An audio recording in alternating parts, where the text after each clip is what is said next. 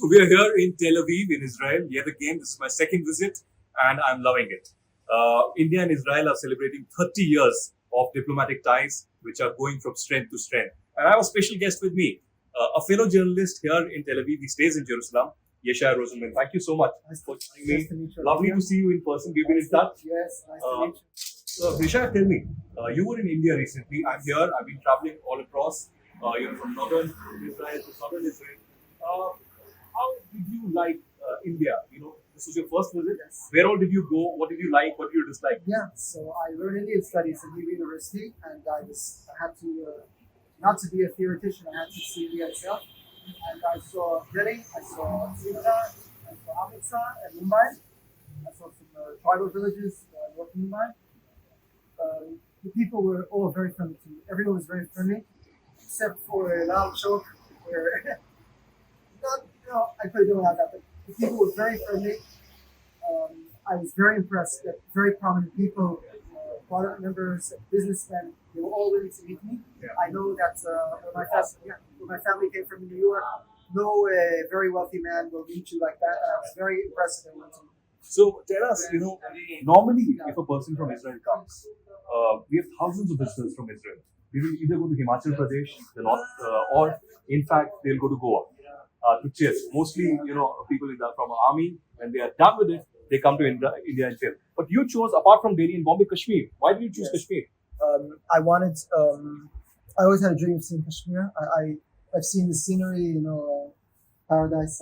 I've seen it. I always wanted to see it. I've seen it, in pictures, and I wanted to see it live. I was also interested. I'm going to do an article for the Hebrew press about the aftermath of the obligation of 370 and 35A, and I wanted to see how this compares, how this would theoretically compare to if Israel annexed the territories. So that's the question I was researching. So tell us, you spent a few days in Kashmir. Probably you traveled outside Srinagar as well. Did you find some change in the sense you haven't seen it before? But still, what was your first impression of Kashmir? My impression was that, first of all, beyond the beauty of the place and the people I found friendly as well, my impression was that it worked. That there was not that the radicalism had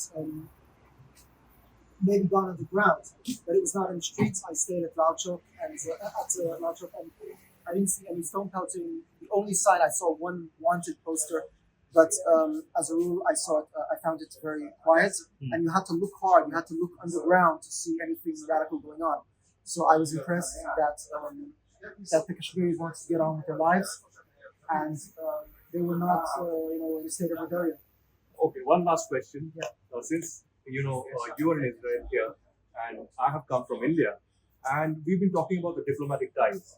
30 years is a long time, and we are going from strength to strength. Defense partnership, cultural ties, people-to-people exchange. Business. How do you see this developing in future? Will it remain only business and defense, or will it go beyond that?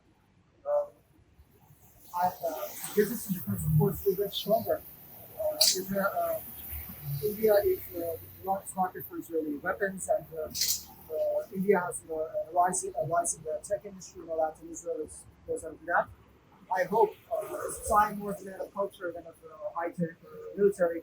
I hope there will be more foundational, deeper ties, a deep cultural level where people will learn classic literature and history and culture. I hope that Israeli filmmakers, for example, in Bollywood, I hope that there will be deeper cultural ties and people will understand each other, not only have a fantasy about each other, but get to know each other for real. Wonderful. Great chatting with you. I hope you enjoy staying here. I hope you have a nice time. How do you like it so far? Well, I'm loving it. As you can see, I'm all smiles. I wish I had more time just spending a week here. Last time I was here, it was in 2015, and I accompanied the President of India, Pranab Mukherjee, on the first ever historic visit of a head of a state from India to Israel. So I went to Jerusalem, I spent time there, of course in Tel Aviv as well. But this time we've been visiting all across, from northern to southern Israel, taking walking tours, meeting the IDF people, retired senior soldiers, and of course entrepreneurs, startups, everything. So there's a lot of scope for India and Israel to build these ties. A lot more stories to be told here. Here, Narendra. Wonderful. Lovely catching up. So that is, in fact, Yeshaya Rosenman, just to give you a glimpse of what Israel is and India and Israel, certainly the friendship is here to stay. Thank you. Shalom. Jai Hind.